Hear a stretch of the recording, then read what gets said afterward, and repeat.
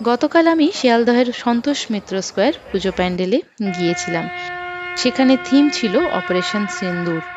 আমাদের খুব কাছের দাদা রানাদার কল্যাণী, তিনি এই ক্লাবের সাথে যুক্ত থাকায় এই ভিড়ের মধ্যে থেকে বেরিয়ে একদম সামনে যাওয়ার সুযোগ পেয়েছি। তখনই দেখলাম সেখানকার প্রধান উদ্যোক্তা সজল ঘোষ কি অসাধারণভাবে সব ম্যানেজ করছেন।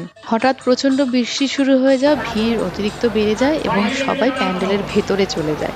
যেহেতু পুরো প্যান্ডেলটা একটা ফাইবারের ওপর বেস করে তৈরি হয়েছে, সেই জন্য ভেতরে বেশি লোক থাকলে সাফোকেশন হতে পারে, কোনো দুর্ঘটনা ঘটতে পারে, আর ভিড় যত বাড়বে তত অন্য রকমেরও দুর্ঘটনা ঘটতে পারে। সেই জন্য তিনি বারবার সাবধান করছিলেন এবং পরবর্তীতে নিজে ছাতা নিয়ে গিয়ে ভিড় সামলে যাদের কাছে ছাতা রয়েছে তারা যেন ধীরে সুস্থে বেরিয়ে যান এবং যাদের কাছে নেই তারা বরঞ্চ ভেতরে অপেক্ষা করতে পারেন।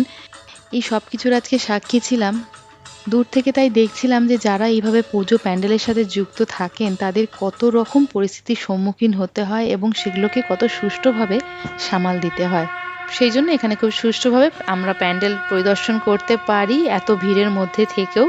এবং ভেতরে যখন যাই তখন সেখানে মায়ের দর্শন করি, আর পুরো ভেতরের থিমটাও অপারেশন সিন্দুরকে বেস করেই করা হয়েছে। তাই আপনারা যদি সম্ভব হয় অবশ্যই যাবেন, গিয়ে দেখবেন। খুবই সেন্সিটিভ একটা থিমের ওপরে এই প্যান্ডেলটি তৈরি হয়েছে, যা দেখলে অনেক কিছু মনে পড়ে যায়।